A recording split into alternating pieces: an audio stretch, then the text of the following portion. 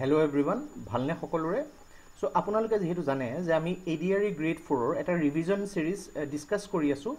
So mainly যিবিলাক topic marks carrying হয় সেইবিলাকৰ ওপৰত আমি ডিসকাস কৰি আছো সো আজি আমি ইয়াত ইংলিশ গ্ৰামাৰৰ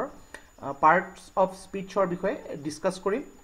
সো খুবেই এটা ইম্পৰ্টেন্ট টপিক হয় ইংৰাজী গ্ৰামাৰৰ ওপৰত বহুত প্ৰশ্ন সোধা যায় সো ইয়াত হেবিলাক টপিক ডিসকাস কৰিম যে ধৰি লওক আপোনালোকে পাৰ্টস অফ স্পিচৰ বিষয়ে স্কুলত আগতে পঢ়ি আহিছে কিন্তু লগতে ইয়াত পাৰ্টস অফ স্পিচৰ লগতে সেন্টেন্স কাৰেকচনৰ ওপৰতো অলপ গুৰুত্ব দিয়া হ'ব বিকজ সেন্টেন্স কাৰেকচনৰ ক্ষেত্ৰত কি হয় পাৰ্টস অফ স্পিচৰ যদি জ্ঞান নাথাকে বহুত সমস্যাৰ সন্মুখীন হ'বলগীয়া হয় বহুত ক্ষেত্ৰত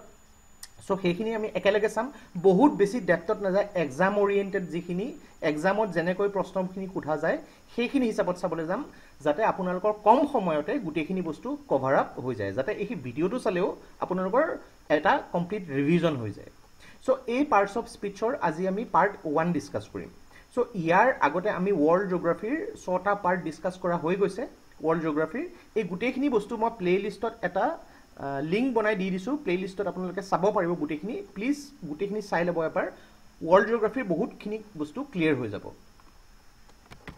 সো আহকচোন প্ৰথমতে স্টাৰ্ট কৰো আমি সেন্টেন্স মানে এটা সেন্টেন্স এটা বাক্যনো কি হয় আমি যেতিয়া কিবা এটা কথা কওঁ বা কিবা এটা লাইন লিখো কিনো হয় বাক্য সো ইয়াত কোৱা হৈছে সেন্টেন্স মানে a group of word that makes a complete sense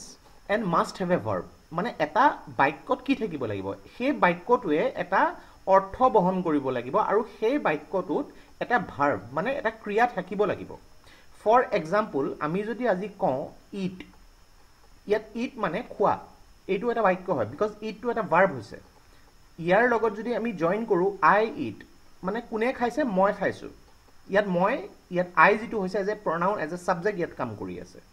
then ইয়াত যদি লিখো মই আই ইট ৰাইস মই কি খাইছো ৰাইস খাইছো ৰুটি খাইছো চাহ খাইছো সেইখিনি বস্তু ইয়াত মই মেনশন কৰি দিছো সো ইয়াত ইট টুৱে এটা ভাৰ্ব সো এটা সেন্টেন্সত এটা ভাৰ্ব থাকিবই লাগিব আৰু তাৰ লগতে বেলেগ বেলেগ পাৰ্ট থাকে সেই পাৰ্টখিনিকে আমি আজি ইয়াত ডিসকাস কৰিম কিনো পাৰ্ট হয় তাকে পাৰ্টস অফ স্পিচ বুলি কোৱা হয় সো আপোনালোকে যেহেতু জানে যে টোটাল পাৰ্টস অফ স্পিচ আমি স্কুলত পঢ়ি আহিছো 8টা হয় এটা ৰিভিজন হিচাপত কি কিনো আছে নাউন আছে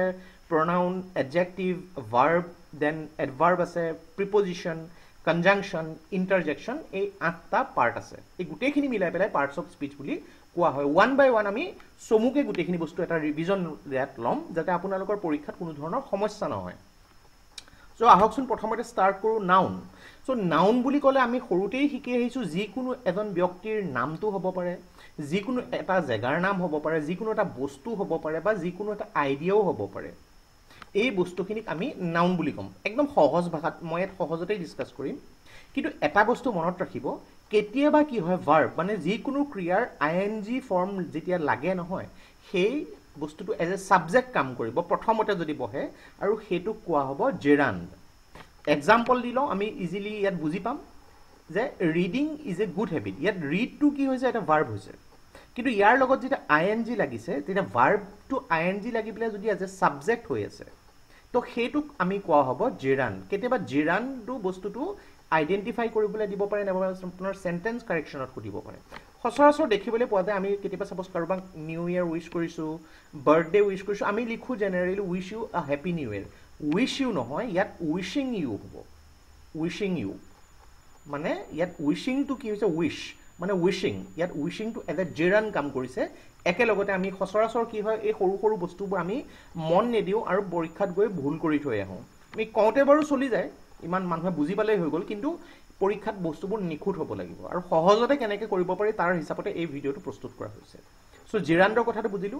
এতিয়া কথাটো হৈছে এই নাউনটো এজ এ সাবজেক্ট বা অবজেক্ট হিচাপেও বহিব পাৰে ফৰ এক্সাম্পল ইয়াত যেটো কোৱা হৈছে to err is a human মানে মানুহ মাত্ৰেই ভুল হয় টু ইয়াৰ ইয়াত কি হৈছে নাউনটো এজ এ সাবজেক্ট হিচাপে বহিছে সো আমি যেহেতু জানো যে নাউনটো যদি ভাৰ্বৰ আগত বহে মানে ভাৰ্ব এটা যদি আছে ভাৰ্বটোৰ আগত যদি বহে হেতু কোৱা হ'ব সাবজেক্ট আৰু ভাৰ্বৰ পিছত যদি বহিব হেতু কোৱা হ'ব অবজেক্ট একেবাৰে সহজ ডেফিনেশন যদি আমি কওঁ এতিয়া কথাটো হৈছে প্ৰিপজিশন আমি পিছলৈ পঢ়িম প্ৰিপজিশন কি হয় প্ৰিপজিশনৰ পিছত নাউন বহে প্ৰনাউন বহিব নাইবা জিৰান বহিব এটা এক্সাম্পল লওঁ she has a really good relationship with her mother ইয়াত এই উইথটো কি হৈছে এই উইথটো এটা প্ৰিপজিশ্যন হৈছে আৰু ইয়াত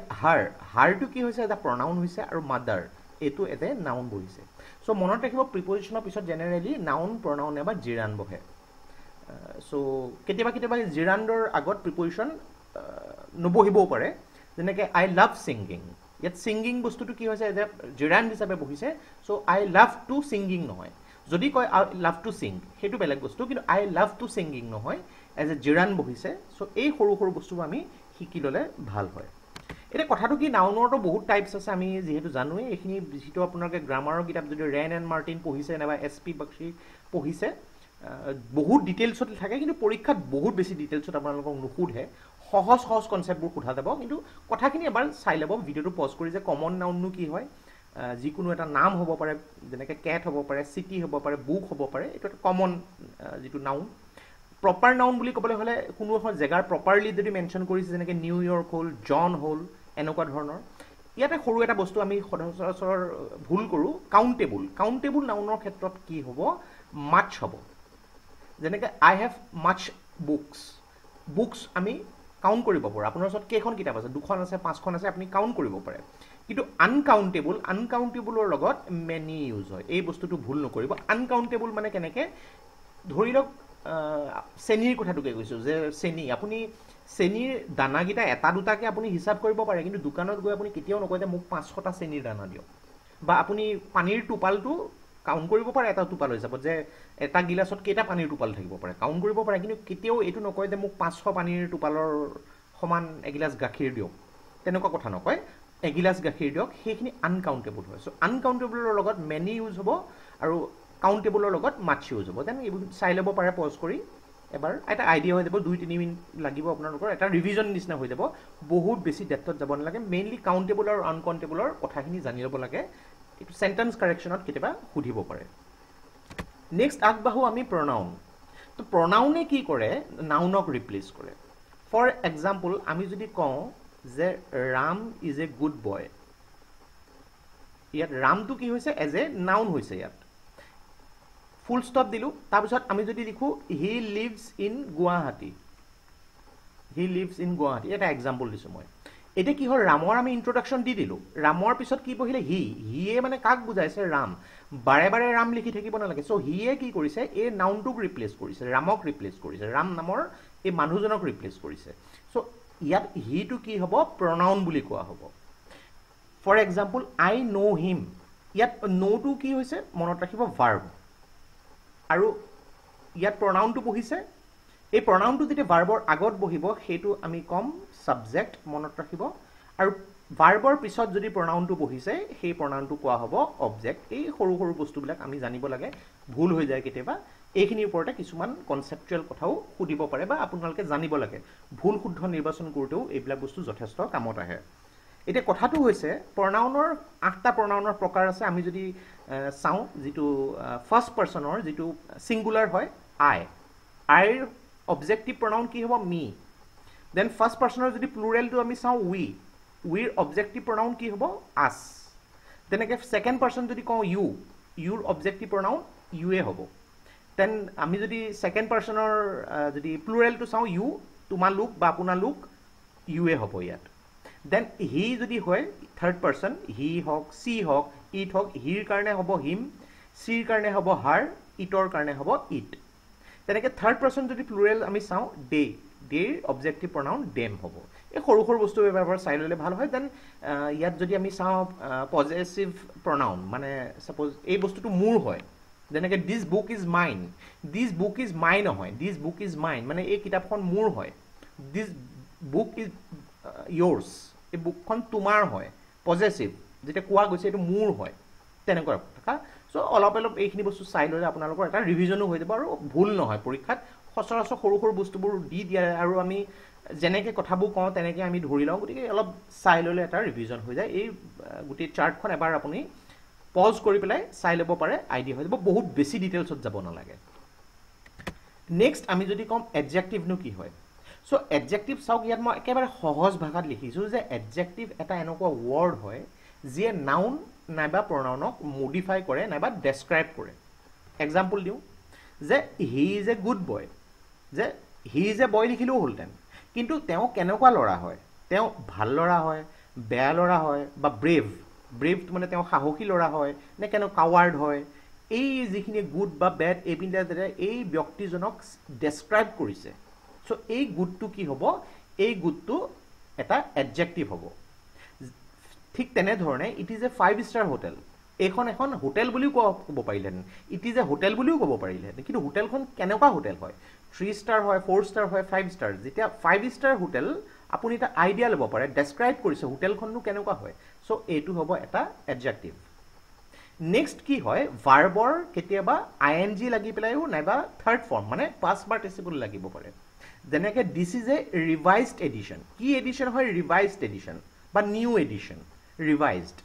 চ' ৰিভাইজডত কি হৈছে, ED লাগিছে ইয়াত, ভাৰ্বৰ ৰিভাইজৰ পাষ্ট পাৰ্টিচিপল ৰিভাইজড হৈছে। ঠিক তেনেধৰণে India is a developing country, India is a country বুলি ক'লেও হয়, বাট ইণ্ডিয়া কেনেকুৱা ধৰণৰ কাণ্ট্ৰি হয়, developing country. USA developed country. So' এই ক্ষেত্ৰত ডেভেলপড বা ডেভেলপিংটো কি হ'ব, এজ এ এডজেক্টিভ হ'ব। ইয়াত সেইটো কাৰণে মই আণ্ডাৰলাইন কৰি দিছোঁ চাবৰ কাৰণে, যাতে আপোনালোকৰ কনফিউজন নহয়।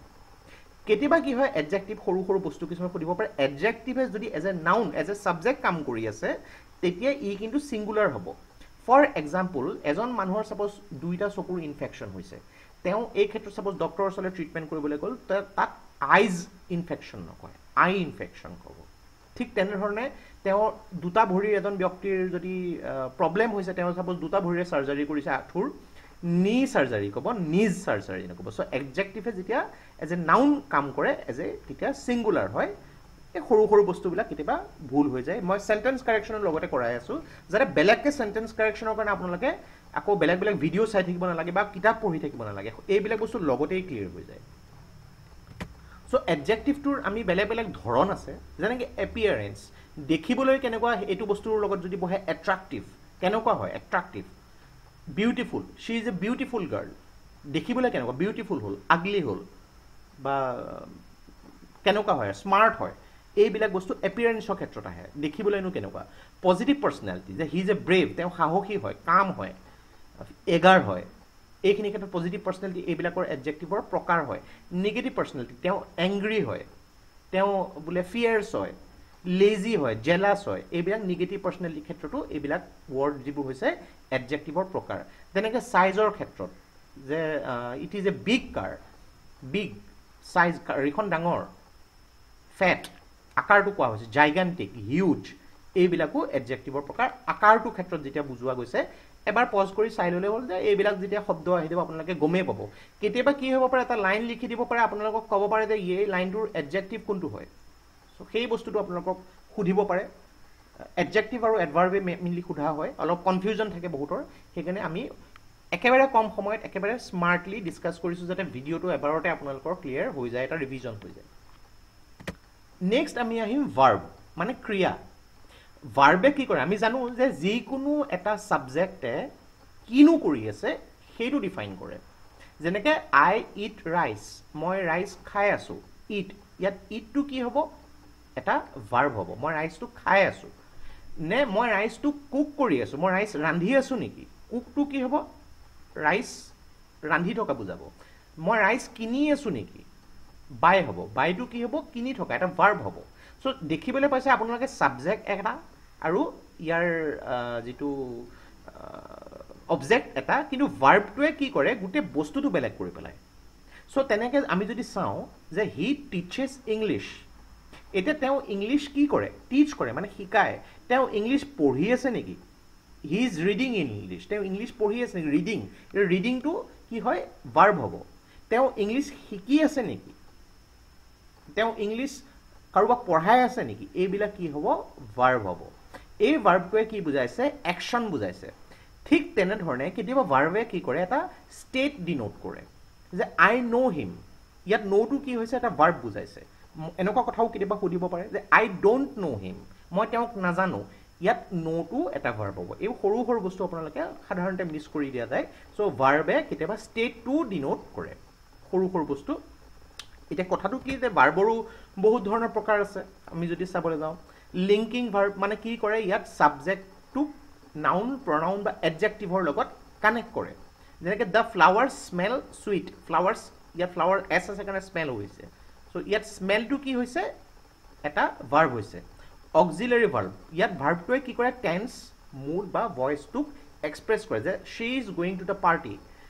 গোয়িংটো কি হৈছে, ইয়াত পাৰ্টি তেওঁ গৈ আছে, গোয়িংটো ইয়াত ভাৰ্ব হয়। একশ্যন ভাৰ্ব, যিকোনো এটা একশ্যন যে ছাবজেক্টটোৱেনো কি কৰি আছে সেইটো ডিফাইন কৰে। দ্য ডগ চেজ দ্য কেট, কুকুৰটোৱে মেকুৰীটোৰ পিছা কৰিছে, চেজ পিছা কৰি আছিল, এইটো ইয়াত ভাৰ্ব হ'ব, ইয়াত পাষ্ট টেন্সটো আহিছে। তেনেকৈ মেইনলি ইয়াত মডেল ভাৰ্বটো সোধে কেতিয়াবা, শ্বি কেন স্পীক স্পেনিছ ফ্লুৱেণ্টলি, ইয়াত নেচেচিটি, পচিবিলিটি, এবিলিটিটো বুজুৱাইছে। স্পীক ক'ব পাৰে, তেওঁ স্পেনিছ ফ্লুৱেণ্টলি ক'ব পাৰে। এবাৰ পজ কৰি গোটেইখিনি বস্তু চাই ল'ব, আপোনালোকৰ আইডিয়া হৈ যাব। আৰু ইয়াতে এটা মই ৰিকুৱেষ্ট কৰিম যে আপোনালোকে সৰুতে ডেফিনেটলি পঢ়িছিলে present, past, then past participle, যেনেকৈ গ' হ'ল, went, gone, then he has gone, then see, saw, seen, এইখিনি এটা এটা আমি সৰুতে বহুত বাৰ পঢ়িছোঁ এবাৰ, কিন্তু কেতিয়াবা কেতিয়াবা কি হৈ যায়, মিছ হৈ যাব পাৰে। কেতিয়াবা চেণ্টেন্স কাৰেকশ্যনত সৰু সৰু বস্তু এইবিলাকৰ ওপৰতে সুধি দিব পাৰে। চ' পাষ্ট পাৰ্টিচিপল আৰু পাষ্ট এইবিলাক বস্তু অলপমান আইডিয়া থাকিলে ভাল হয়। এনেই আপোনালোকে গুগলত এবাৰ চাই ল'ব, বহুত ষ্ট্ৰেছ ল'ব নালাগে, এবাৰ ক্লিয়াৰ হৈ যাব। চেণ্টেন্স কাৰেকশ্যনৰ ক্ষেত্ৰতো কেতিয়াবা সুধি দিব পাৰে বা নুসুধিবও পাৰে, খুব বেছি কমপ্লিকেটেড বস্তু নুসুধে। কিন্তু এটা বস্তু মনত ৰাখিব, গ্ৰেজুৱেশ্যনৰ যিটো 3rd গ্ৰেডৰ এক্সাম হৈছিলে তাত ভাৰ্বৰ ডেফিনেশ্যনটো সুধিছিলে। ভাৰ্বেনো কি বুজায়, ক্ৰিয়া বুজায়, কি একশ্যন, কিবা এটা একশ্যন কৰিছে সেইটোও বুজায়। কিন্তু কেতিয়াবা ইয়াৰ যিকোনো এটা ইয়াৰ পাৰ্টছ অফ স্পীচেনো কি বুজাইছে চিধা চিধিও সুধি দিব পাৰে। চ' কি হয়, আমি এবাৰ যদি গোটেইখিনি বস্তু চাই লওঁ আমাৰ যথেষ্ট ক্লিয়াৰ হৈ যাব ইয়াত। আৰু মই ভিডিঅ'টো বনোৱাৰ উদ্দেশ্যই এইটো, যাতে ভিডিঅ'টো চাই ল'লে আপোনালোকৰ গোটেইখিনি কথা ক্লিয়াৰ হৈ যায়। বেলেগকৈ আপোনালোকে কিতাপ পঢ়ি থাকিব নালাগে বা 10টা ভিডিঅ' চাই থাকিব নালাগে। চ' আজিৰ এই ভিডিঅ'টোত আমি 4টা পাৰ্টেই ডিছকাছ কৰিলোঁ। নেক্সট ভিডিঅ'টোত বাকীকেইটা পাৰ্ট ডিছকাছ কৰিম। ইয়াৰ বাহিৰেও চাওক, আপোনালোকৰ আৰু যদি লাগিছে কিবা ইম্পৰ্টেণ্ট টপিক, যিটো ইম্পৰ্টেণ্ট টপিক সোধা হ'ব পাৰে পৰীক্ষাত, চ' সেই বস্তুটো আপোনালোকৰ কি হয়, আমি পঢ়িবলৈ এটা মটিভেশ্যন নাপাওঁ, আকৌ উলিয়াব লাগিলে পুৰণা কিতাপবিলাক, বা আমি ক'ত চাম, PDF-ত বহুত টাইম লাগি যায়, বুজি পোৱা নাযায়। চ' সহজতে যাতে ভিডিঅ'টো চালে আপোনালোকে বুজি পাই যায়, তেনেকুৱাকৈ মই প্ৰস্তুত কৰিছোঁ। এটা প্লে লিষ্টত মই গোটেইখিনি বস্তু দি দিছোঁ ডেছক্ৰিপশ্যন, চালে আপোনালোকৰ গোটেইখিনি ক্লিয়াৰ হৈ যাব। চ' আজিৰ পাৰ্টছ অফ স্পীচৰ পাৰ্ট 1ত ইমানতে সামৰিছোঁ। আমি বাকীকেইটা পাৰ্ট 2ত ডিছকাছ কৰিম পাৰ্টছ অফ স্পীচৰ। আশা কৰিছোঁ এই ভিডিঅ'টোৰ পৰা আপোনালোকে বহুতখিনি কথা শিকিব পাৰিলে। আৰু ভিডিঅ'টো প্লিজ লাইক কৰিব, ছাবস্ক্ৰাইব কৰিব আৰু শ্বেয়াৰ কৰিব। So' take care, thank you and জয় হিন্দ।